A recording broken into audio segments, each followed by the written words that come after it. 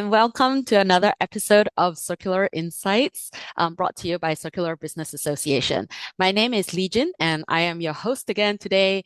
Have you ever wondered why certain ESG businesses haven't made the big money yet? Or maybe even most ESG businesses don't seem to be making the big money yet. Now, have you also ever wondered, is it even profitable to get into ESG? Hmm. Now, these two questions have actually piqued my interest for quite a while now because I've often come across many good solutions, which should be deployed everywhere, right? If we're trying to create a sustainable world. And yet, money and finances is often quoted as something that prevents them from doing so. But when we start looking deeper, there's actually more to that. So if you said yes, to any of the two questions that I raised just now, then you're in the right place today because I am absolutely pleased to have with me a longtime friend and colleague to show on the show today to explore this topic deeper. So please welcome Jeremy Chia. Hi, Jeremy. Hello. Thanks for joining us. Thanks Now, for having me. Jeremy is the founder and managing partner of CKP, a digital accounting and advisory firm dedicated to help businesses grow beyond compliance. He began his career in 2011 with Mazars, where he gained extensive experience auditing public listed companies across industries, including property development, shipping, and fast moving consumer goods. He later joined Schlumberger as a reporting tax accountant, managing Denmark and Norway entities and gaining exposure to global shared service operations. With over a decade of experience, Jeremy has worked closely with small medium enterprises, SMEs, across diverse sectors, providing both compliance support and also strategic business advisory. He's known for his very strong business acumen, forward-thinking mindset, and practical approach to problem solving. In 2025, he was selected as one of the 5 council members of the Zero Partner Advisory Council in Malaysia, after also winning the Zero Partner of the Year Malaysia Award and the Advisory Partner of the Year. Now, Jeremy is passionate about empowering entrepreneurs with financial clarity and insights that enable them to then scale sustainably and make confident, data-driven decisions. This is super important, especially in this increasingly digital business landscape.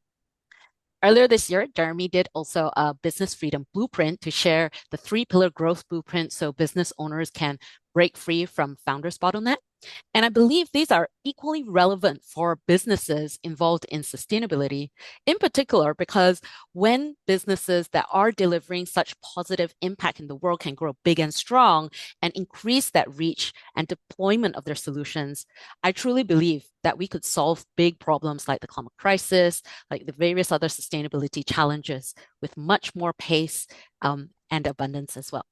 So thanks again, Jeremy, for coming on the show today. I'm so excited to delve into this conversation with you. Sure. Thank you, Eugene.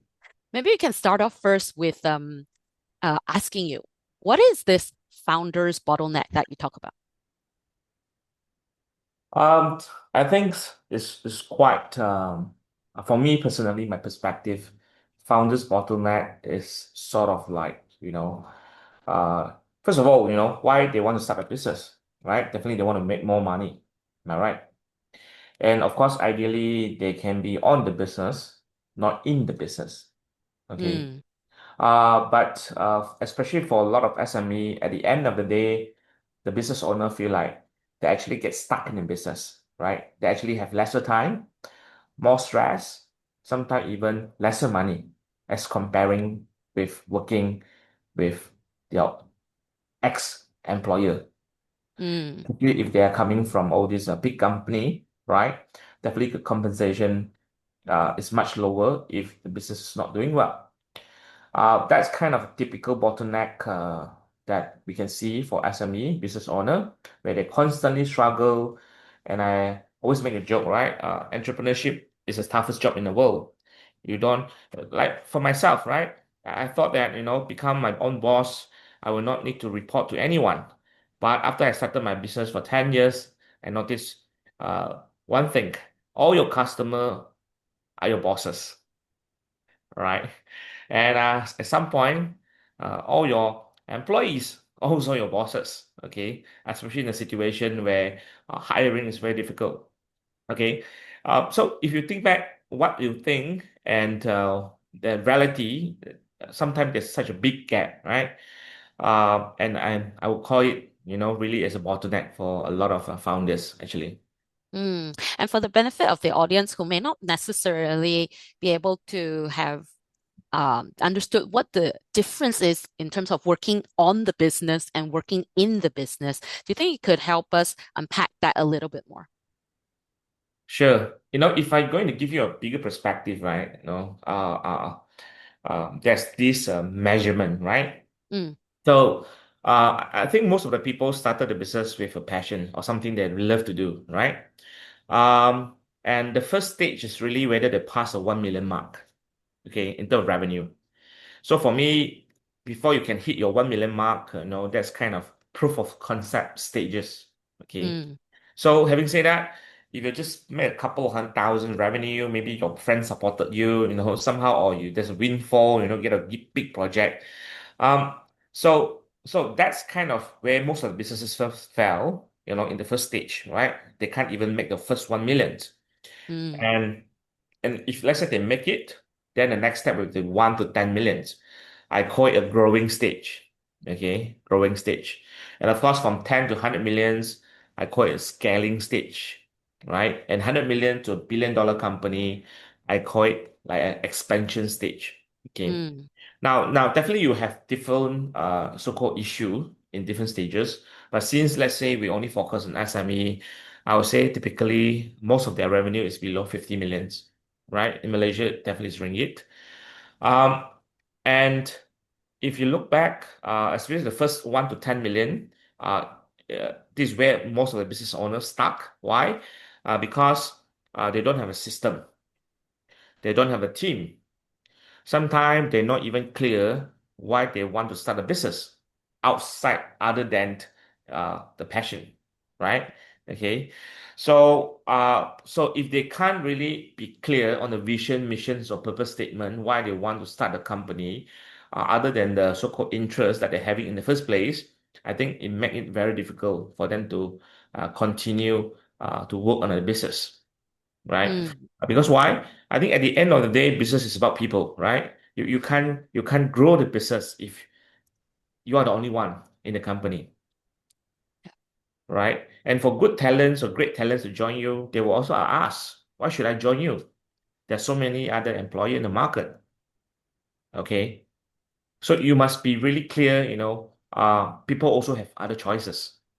Mm, So that's why I think for myself, this is some of the bottleneck that the business owner might not see it. And of course, most importantly, they also don't use number to mm, justify, right?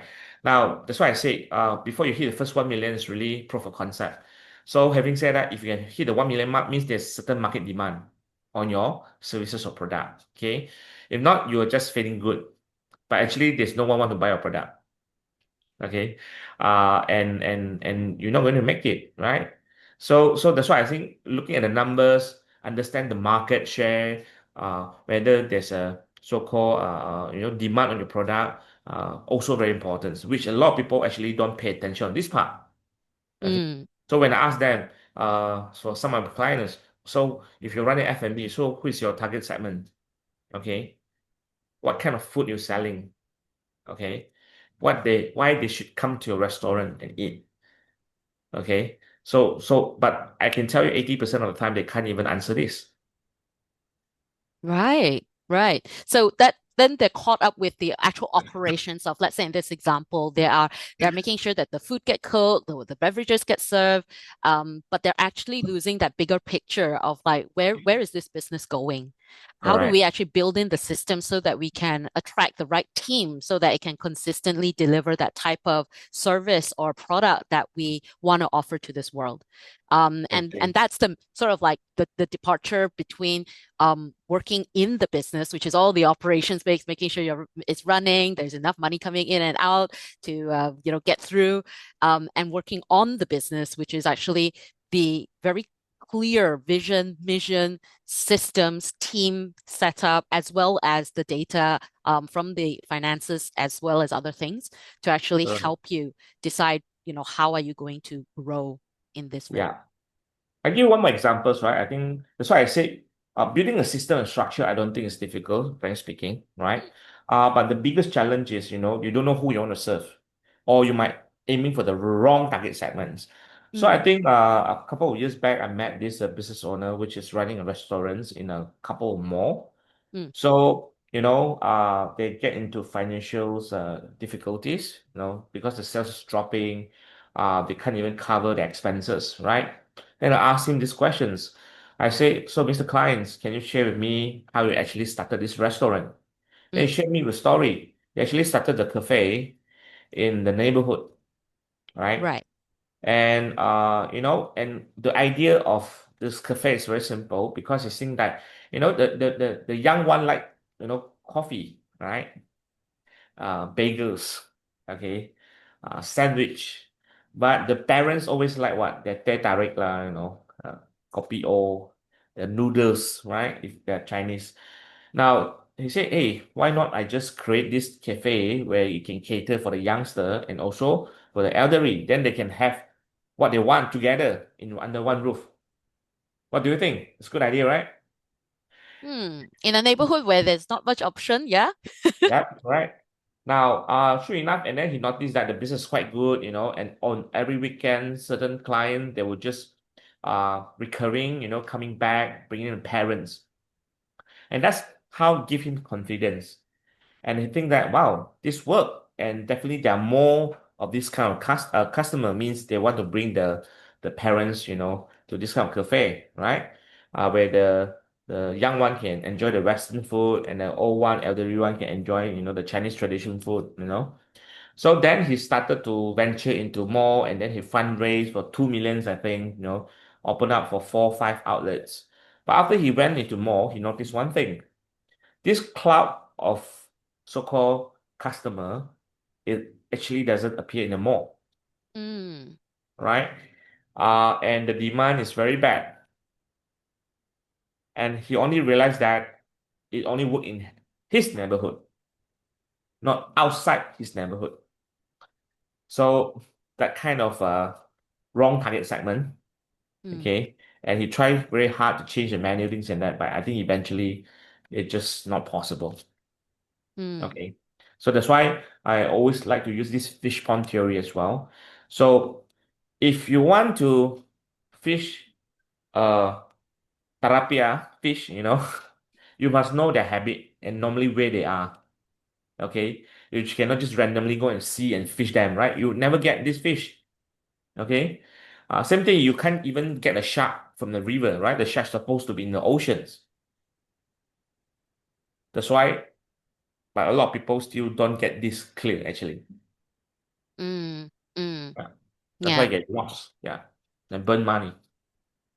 Yeah, yeah, and it is a very costly sort of lesson to learn, because with going in without clarity actually can set you back much more than if you actually took a bit more time initially, and made those hard decisions in terms of who you're serving, before you actually embarked on it. And I remember something that you shared with me personally, before we even started the recording and things like that, was that very often, um, we think that we need to cater to as many different type of clients as possible.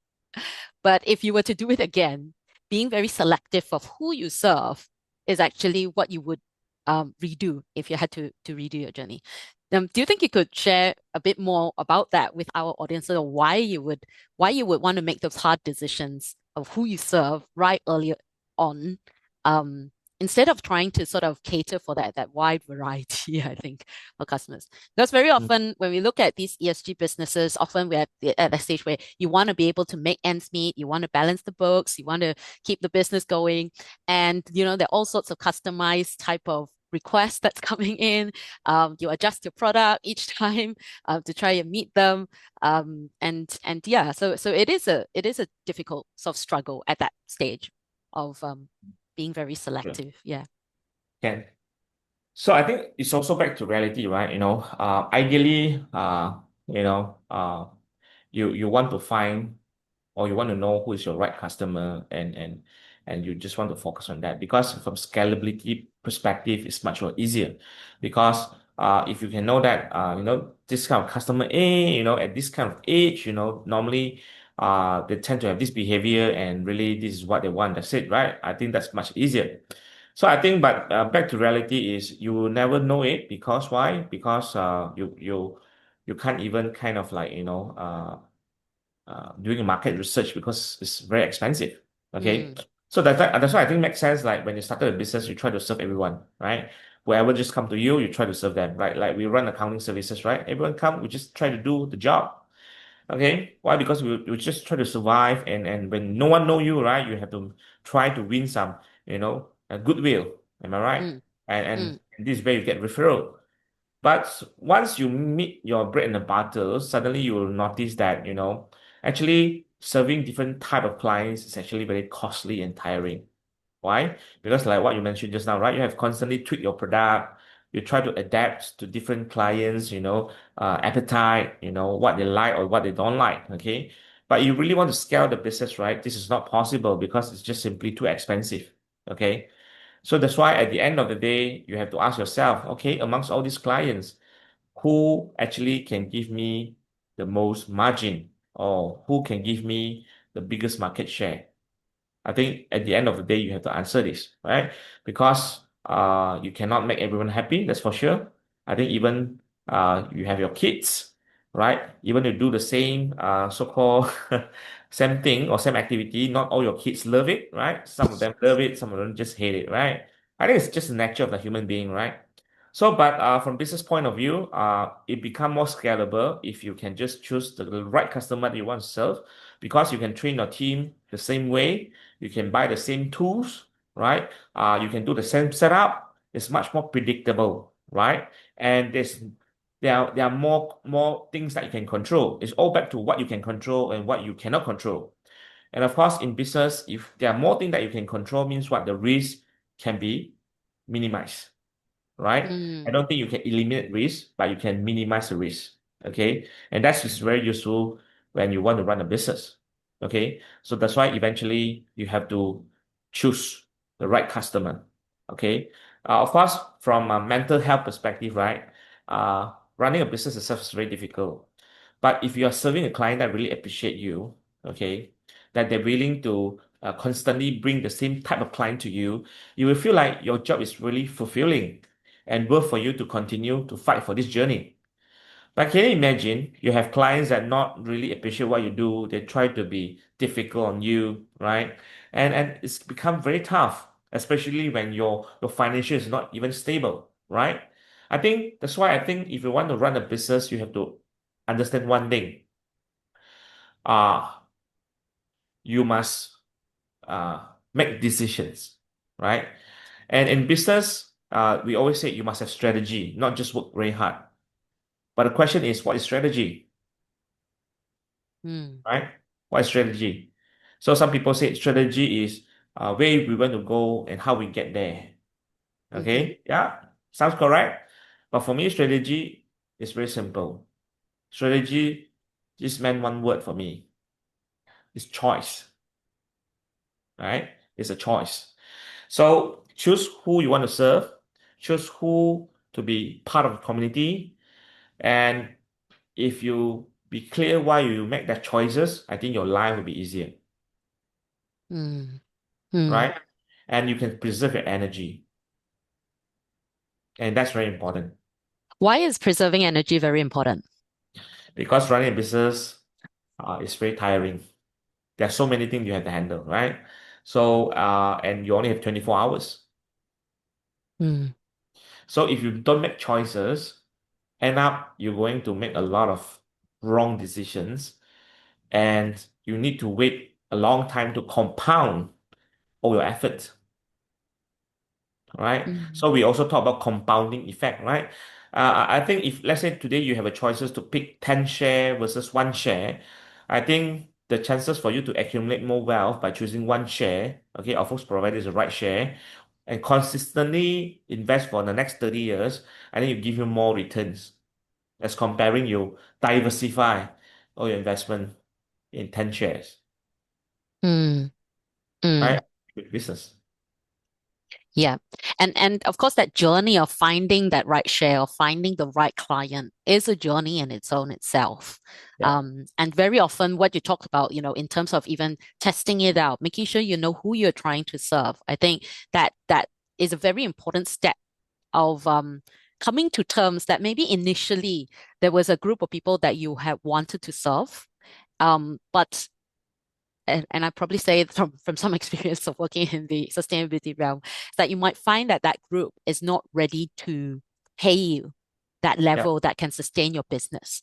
And Mhm. often there seems to be almost this conflict, like if I just went with the clients that could pay me, am I giving up on this true group of people that I initially wanted to serve?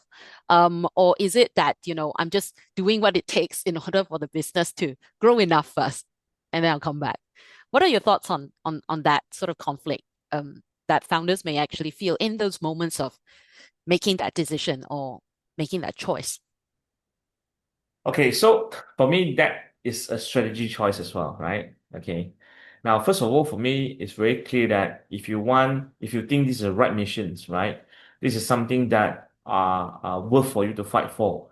Then I would say the first priority is to make sure you survive, right? If you can't even survive, no matter how great is your ambition, I think it's no longer matters, right? Because you are gone and wiped out from the market. Okay. So for me, the first priority is to survive. And if you know that if you can do a good job, I would say choose the one that willing to pay you and see you first because it tend to be easier. Okay. Once you establish your name, your brand, your credential, it's much more easier to go back to educate those who don't see it yet. And that's always work, right? So for me, it's like, you're teaching your kids. You can't just teach them a university syllabus when they're not even ready. They're just a primary school, right? But yet you can't wait, right? You should move on, okay? So that's why for me, I would rather serve the one who ready to pay, right? So and if you are capable enough, yeah, then you can help them in many form, okay? And I think that's really a strategy choice as well. Mm, mm. Yeah, yeah. Always and always in business, I always tell my team, right? Give the client what they want first, and then you only tell them what they need, Mm, right? Just like crying kids. If they ask for candy, no matter how you shout on them, unless you give them candy and calm them down, then you can reason out with them. mm. Okay, okay. Now, there are two types of people that I've sort of come across lah in this pursuit of using business as a vehicle to pursue these ESG related goals. Now, as one of them, you said very similar to even those who start any form of businesses. There's a passion, there's interest, and then they get into it and they spend a lot of time actually trying to solve the problem, or what they understand the problem to be. And then they decide to go into the business, right? As a way to recover back all that investment that they've made into solving the problem. But it's very passion sort of driven. Whereas there's a separate group of people who probably come from a business realm from the beginning. And then they saw the opportunities in ESG. Maybe some of it actually aligned with some of their personal values. And then they started, okay, maybe I'll pivot the business to have a ESG offering. Now, either way, these two actually are caught in this situation whereby they need to actually make those decisions about how they would actually reach their their potential clients, um, and the structure or using the data to actually support them is actually a very important part. But what data are we actually talking about to help them make those decisions to make it big? And is it different between those companies that are very passion driven? Um, okay. Right. So there are these two types of businesses that actually approach ESG. One, of course, is very passion driven, and the other one is very coming from the business and stepping into the advantage of that using this opportunity. By the way, they do have to actually make those decisions to move forward. And we mentioned just now that having the right data actually can help you, give you that clarity to move ahead. But what sort of data are we actually talking about? And is it different for businesses that are very sort of passion, mission driven versus those that are seeing the business opportunity and then jumping in, not necessarily feeling all that mission or passion? What are your thoughts? Uh, I think, no matter which perspective you're coming from, I think business is still a business, right? It doesn't really make a huge difference. That's more to the perspective where you're coming from, right? Uh, but from business perspective, it's still a business. Okay, it doesn't make a difference, and that's why. And the main objective of business is all about profit making. Because if you don't make profit, it's basically you cannot survive and sustain. And with this context, if we are very clear with it, then data is definitely very important, right? So data can mean a lot of things, right? Data can be back to what I said, I mentioned earlier on. How big is the demand, from the market? What is the price point? How much people are willing to pay, right? How many stages in terms of implementation of ESG? Okay, which one is easier to adopt? And which country, is there any revenue threshold that we talk about, is there any so-called country that with certain GDP percentage of growth that's suitable to kickstart, right? So I think if we can use number to measure all these things, right, then I think you should have a clearer pictures, right? Who to start and where to start first. I just give you examples, right, for accounting services. The client that we before hit the 1 million mark of in terms of revenue, they are basically in survival mode, right? They basically just want to file the taxes, just get the account done so that they are compliant. That's it. Okay. Even though you have the best advice for them, trust me, it might not work still because they're not ready yet. Okay. Mm, And for clients that in the range of 1 to 10 million, there's also at least three category. The one struggle between 1 to 3 million, the one between 3 to 7 million, and the one between 7 million to 10 million. Right? The one between 1 to 3 million is kind of universal thing, for over the years I met, at least thousands of business owners, right? They're all struggling with what? Putting up the teams. It's pretty much founder drive, driven by the founders, and they're still kind of fighting for the sales, that kind of scenario you're going to see again and again, right? And if you can pass through the 3 million stage, then the 3 to 7 is another stage they have to go through. Okay. And at this stage, they start to have to consider whether they should spend 10,000 to get a manager come in, which they never tried. And perhaps the founder itself only getting 10,000, right? That's a big decision, right? But but from business perspective, you can never scale beyond if you don't have a team. And you need manager, you need someone can think and manage and shoulder your burden, right? And of course, if too bad if you hire the wrong one, it's going to cost you more money, right? But that's what you need to do. You need to have managers. You need to start to have processes. And when you hit the 7 million mark, 10 millions, you need more HOD. And this is where you need more alignment. You need culture, right? If not, the office politics started. Everyone seems like getting more colleagues, but getting inefficient because of all this drama. And this is the thing again you have to break through, right? And that's kind of very true and apply across, doesn't matter what kind of business you're running, right? mm, Yeah.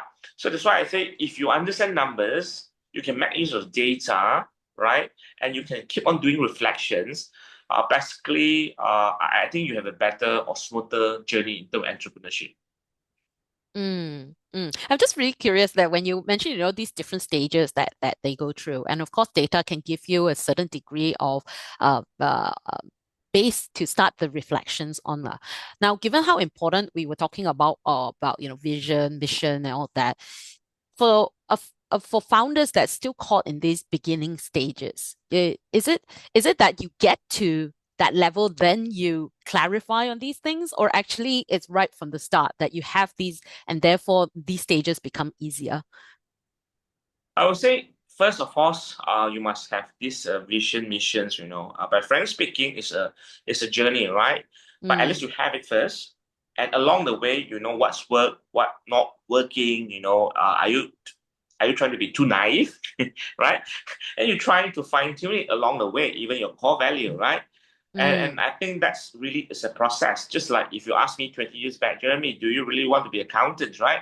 Yeah, maybe I say yes, I want to be accountant, but what kind of accountant you want to be? How it's going to look like for you when you're successful. Seriously, I got no idea, right? Seriously, right? If they want to, who can answer you? I suppose they must be very clear, right? But again, you don't know what you don't know, right? Until you went through the journey. mm, And of course, for the past almost 18 years, I'm still in this role as an accountant. But I also starting to see myself as an advisor, and sometimes people see me as a mentor as well. But it's just a term, right? That accounting is just a skill set, and the name of accountant is just a title, right? But mm, eventually, it's how you're going to apply mm, what you learn, right? Are you flexible enough? Are you are you adaptable enough or not, right? Because just ESG, back to ESG, what we want to achieve eventually, right? So that we make this world to be a better place, right? It's more sustainable, right? I think that's back to the core of it. Okay, so that's why I think it's good to have, better to have, but because at least you have something that you have expected, and then you work along the way and you find it. That's why this same being your numbers, right? We just tell the clients you need to have budget, but having budget doesn't mean you're going to achieve your budget, right? But at least you set a goal, you set a target, you are clear why you want to set a goal. Because if you achieve this, okay, I got money to bring my parents to for travel. Whether you achieve it is a different story, okay? But at least you know why you want it. And of course, during the process, you have obstacles, you have challenges, all problem appear. Okay, then you start to look into the problem, right? And then most importantly, finding the root cause. Okay, what? Why this happened, right? For example, you can't hire people. Why you can't hire people? The root cause is actually compensation is very bad, very lousy. Okay, right? Okay. We find the root cause. Okay, let's fix it, right? Okay, then that's why you have the solutions. Then you have the timeline. You have the person who accountable for that. Okay, but but at least you have the expectations. Okay, and then you work towards what you expect or what you budgeted or what you dream of. Along the way, you identify problems. You do reflection. You find the root cause. You solve it, and this is how you build your experience, right? And in fact, I see why a lot of business owners get stuck because at some point they don't even set target for themselves. mm, And if they don't hit it, even if they say they set the target and if they don't hit it, some of them just say, no, too bad, too bad. I just don't make it. But the key is they must really understand why they don't make it. If you don't find out the root cause and find a solution, solve it, right? You're like having a rat race, right? You continue the same cycle again, again, and again, and again. That's why I say, not I say, it's Albert Einstein say, uh, doing the same thing again and again and yet expect a different result is called insanity, mm, right? But that's why I say sometimes business owners are insane.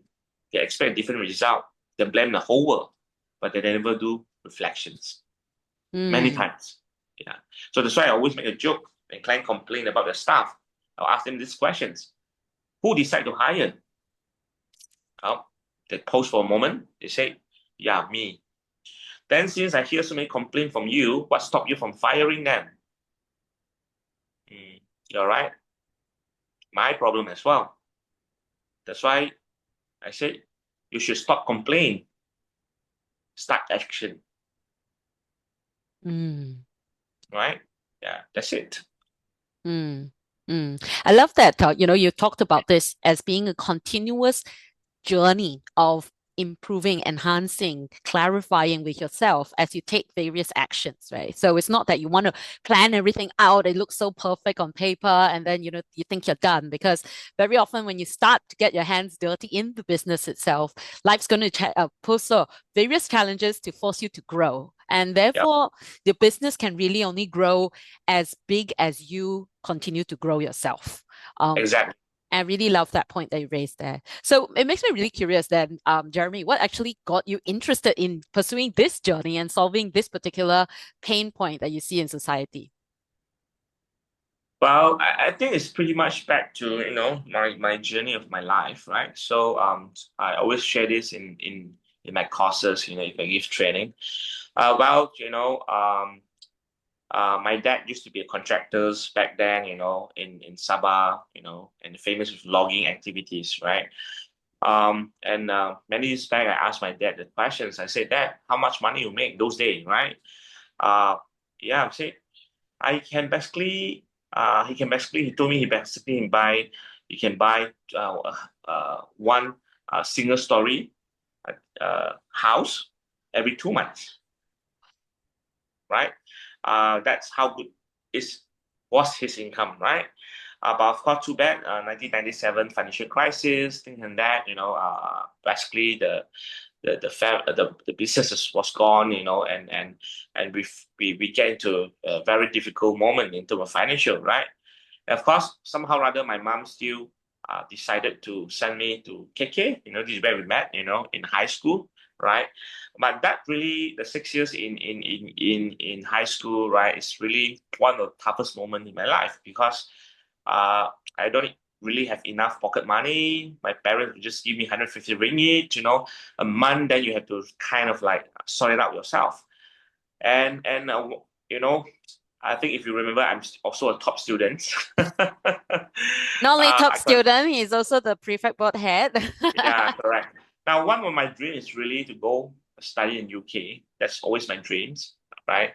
But because of the financial difficulties, I can't, and I still have four siblings beneath me, right?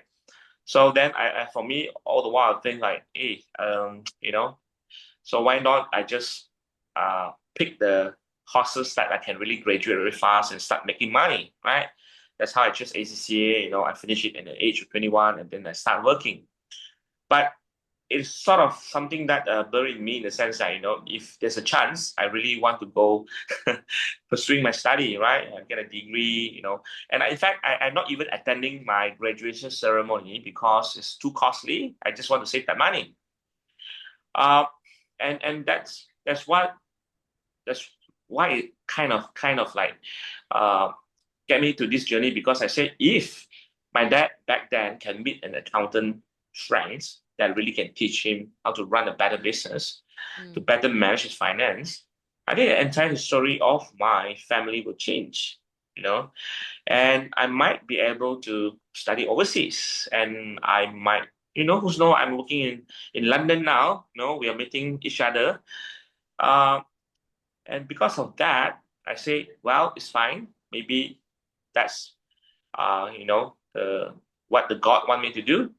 But since my dad don't have a chance to have a accountant friends, why don't I become one? So that I can help those who have the ability to meet me to change their life of their family, hopefully, right? And that's become the convictions in me. And that's why a lot of time clients say, Jeremy, you are really different with other accountants because I really, really feel that you want me to succeed in my business, right? And I think, and then the rest is history. And I'm still loving to do what I do every day. Mm. Mm. Oh, thank you so much for sharing that story. Because I think like very often people think that, oh, I need to accumulate these many different skill sets before I can participate in ESG, or I need to, somehow already be super successful before I can pursue something that is very true to who I am and why I do what I do. And therefore, it's not surprising today, to see in society almost the younger generation struggling with that conflict within. So it's really Mhm. inspiring to always hear how different people actually, by coming back to what is true for them and what it is that is driving them to achieve, and be able to do so by taking care of themselves. Like I said, if you don't survive first, then it doesn't matter how much passion you have, whatever positive impact that you represent in this world is not going to be there. So I really love that part of your story that you really shared, and appreciate, that the application of yourself fully, with whatever opportunities that you've got, is what has, brought you on this journey, of course, guided by the North Star. And therefore, it's not about what more can I become at that point, but what is it that I can actually do now? Who is it that I wished I had? Who is it that I can therefore become for other people? I really like that part as well. So, Yeah. what do you think is the vision for the future, especially in relation to the work that you do with entrepreneurs? Give them that type of clarity to move ahead, with founders that you work with, so I give them the clarity to move ahead. Um, Maybe I can put in the question of, if you had a magic wand, what would you want to most see happen in the next few years? Wow. Uh, okay, so I will say that I really hope that the business owner can really pay more attention in terms of their numbers, because I feel like a lot of time they've underestimated the financial how important is financial literacy. Uh, and for me, if you can have a windfall in the sense of getting a big project for now, it doesn't guarantee forever. And in my journey, I keep seeing that the client that doing well for the first 2 years, they might not even make it, because they just don't know how to manage the business, right? I hope that this financial literacy things can really improve, especially for Malaysia business community, and I think that's very important for it to be sustainable, right? And if and everyone have this financial literacy, I think the chances of being scammed, uh, for me, there's so many Malaysians are being scammed in terms of all this quick money scheme, the money game, and in fact, it's billions of dollars, right? And for me, if let's say this money is not being scammed, there's so many things that can be done with this money, right? Okay, I think it's part of ESG as well. It is very much Right? part of it. Yeah, correct. So that's why I think I hope that the business owner really understand how important it is. Yeah, and because of that, they can run a better business. They can help their employees. The employee can have better feed their families. And it will do good for the countries. Yeah, yeah. In fact, I think like a few days ago, I shared a snippet where people often say, "Oh, ESG seems so far away from me. It's not related to me." But in all honesty, if you watch any Chinese, Korean, Japanese, Western drama at all, when people come to those decision points in terms of how they impact other people's lives and Correct. how they actually create the environments in which other people's lives are affected, then those at every those turning points is actually an Yeah. ESG topic. Exactly, right? So that's why, digitalization is a big topic now, especially in the accounting industry of Malaysia. So, but for me, I would just tell them, digitalizations mean nothing if I cannot give more time back, to people, and if we cannot put more money back into people's pocket, right? Yeah. Okay, it's really more to the outcomes, and whether we make people life better. Okay, that's really, above all. Mm. Mm. So as we talk about this financial literacy thing, maybe I just want to like highlight a few things that probably popped up for me, and you can feel free to correct me as we go along. Now, it seems that in order for this to happen, right? Number one, there needs to be some sort of willingness of the business owner or the founder to actually reflect and be vulnerable, and to even accept that at this point, maybe their numbers aren't going to be looking that good.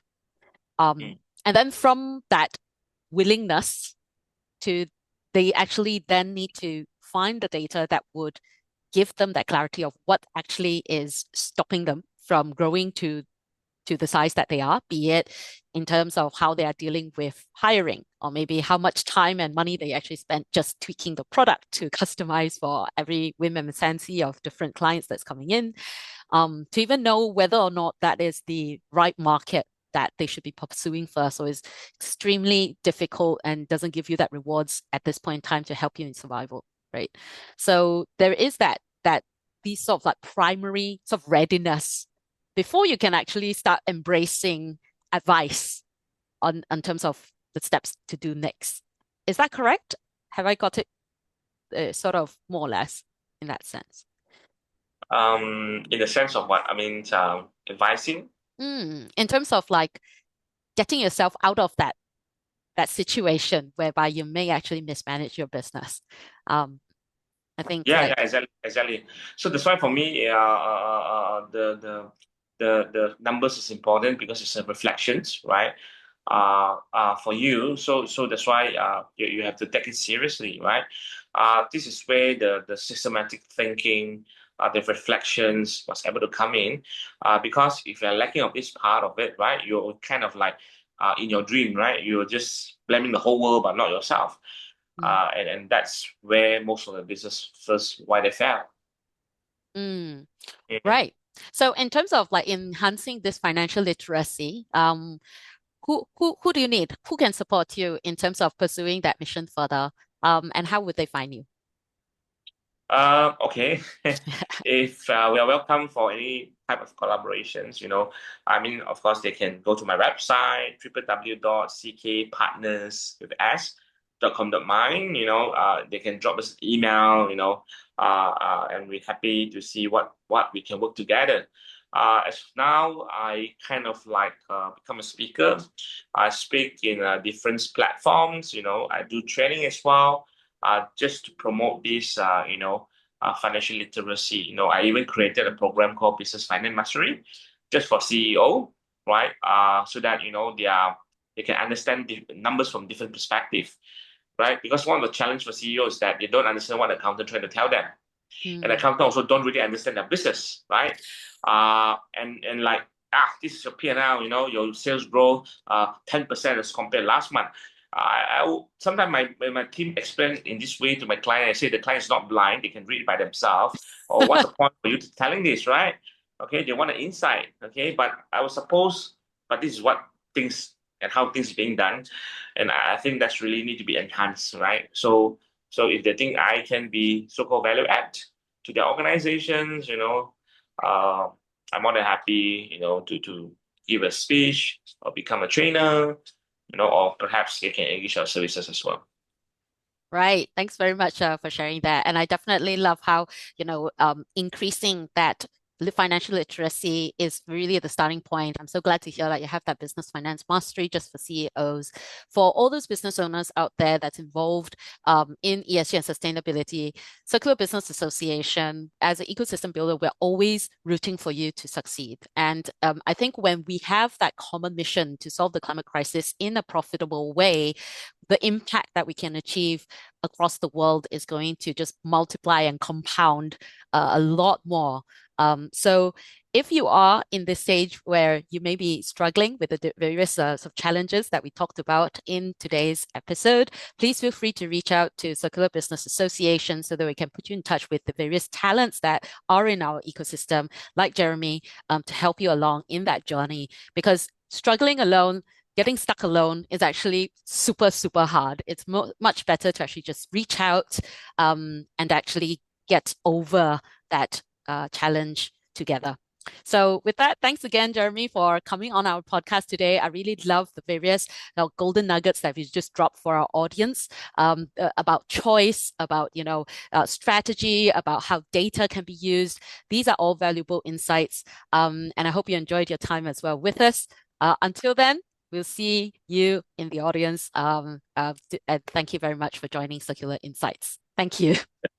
Thank you. Thank you. Thanks for having me. Bye. Okay, goodbye.